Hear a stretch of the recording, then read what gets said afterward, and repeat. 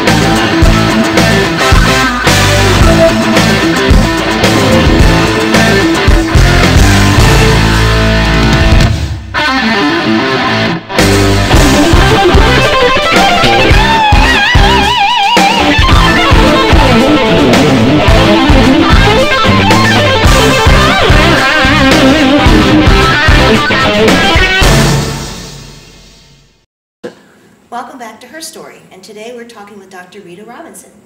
Rita, one of the things we were getting ready to talk about before break was, you work so hard for a career and then a new career and another new career. How do you, as a woman, sort of re-energize and get your energy back to keep on working with other people and counseling and working with us and all those kinds of things? How do you keep doing it? Well, it's easy. Oh, I have it's easy. a family, yes, Oh. and I'm a grandma. Oh. And I have to say there's nothing like being a grandmother. So I have 4 grandchildren, and they really are the light of my life.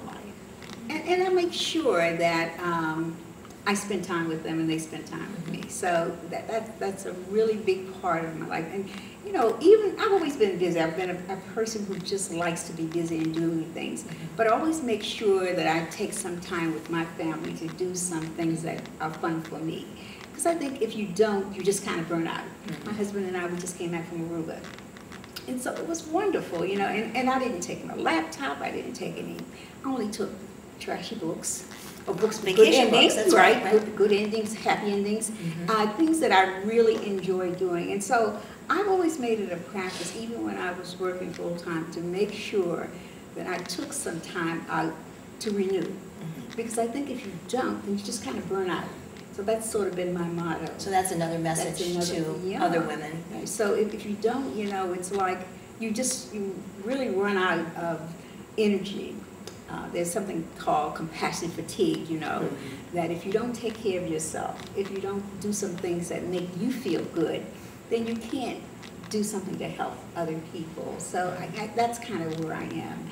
What messages do you share with your grandchildren, or even your children, that would be about either about equity or life's messages, or anything that you think is important for them to hear from you and from your experiences? I think it's important to be an optimist. I don't mean Pollyannish, but I mean, if things happen, you can either, kind of how you look at the glass, it's either half full or half empty. And so I would have a tendency to talk about what you have rather than what you don't have. And so it reminds me of my grandchild. We were riding down the street one day, and I said, "Oh, it's a beautiful morning." And he said, "Oh, Grandma, you say that about every morning." so I'm thinking, well, I really kind of think about, rain is good, snow is good. Sure, I have my downtime. Everybody does. Everybody does. But I think, it's a mental perspective. How you get up in the morning, what you think about in the morning sort of helps determine your day.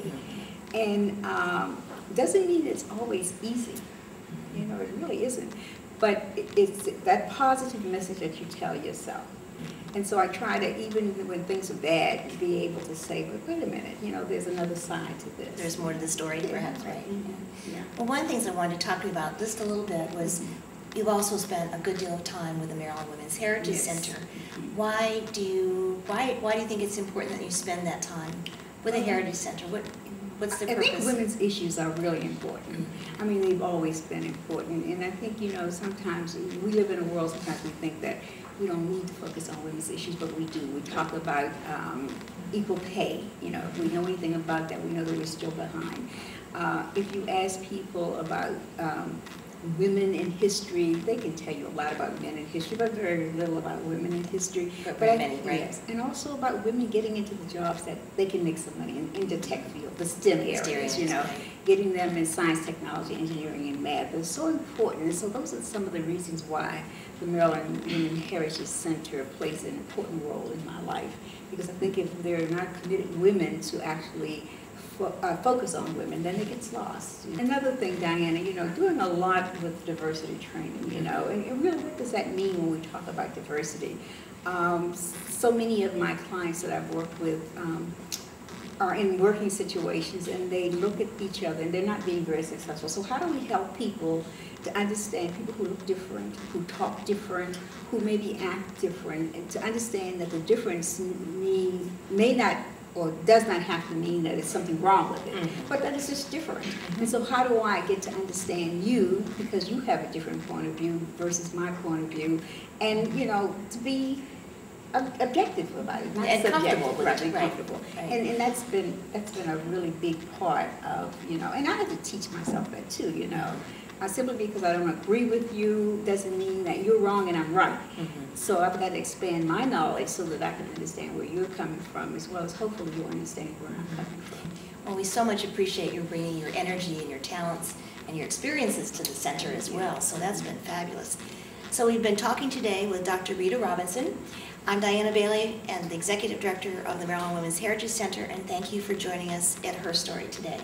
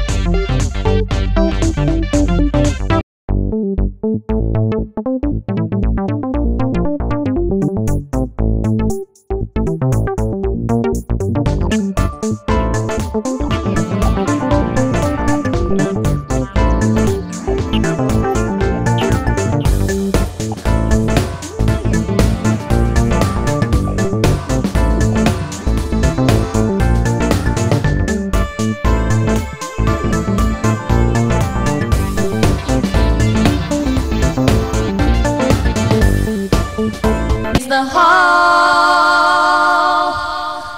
of Fame. It's the Hall of Fame.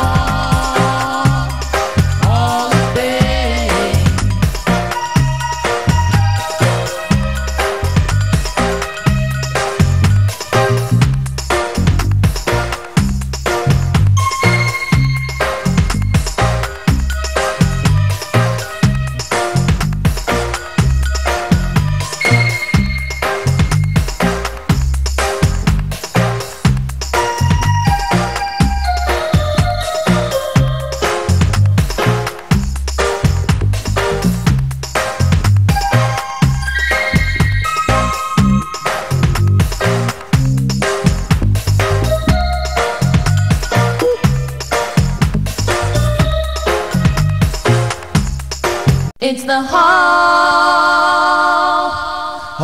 of Fame. It's the Hall of Fame. It's the Hall of Fame. It's the Hall of Fame.